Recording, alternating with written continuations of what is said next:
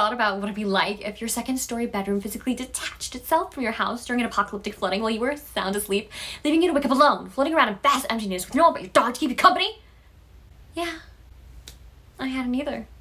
Until water!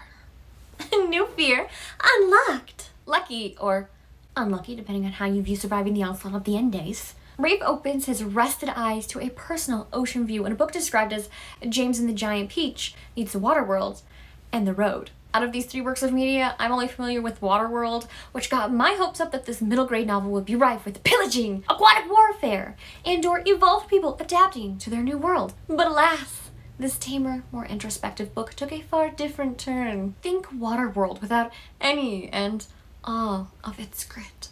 Think water everywhere! And well, that's it. Water is a relatively quieter story that meanders on the feeling of being lost while trying to maintain hope.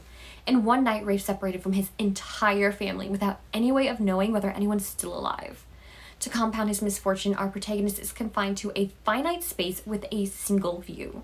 An azure, deadly landscape that represents the end of everything he once knew, while also acting as a driving force that propels him forward, whether he's willing to move on or not. With a setting like this, the author did an excellent job of making me feel closed off from the world.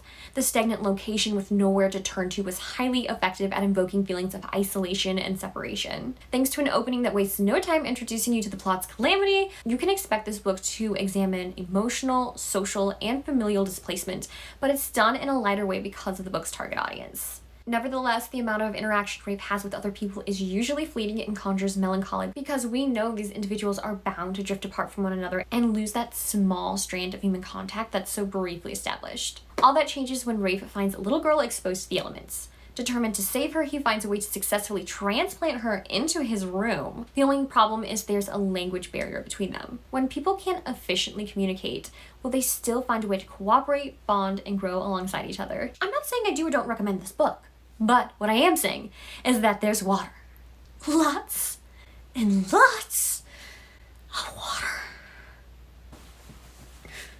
God save us all.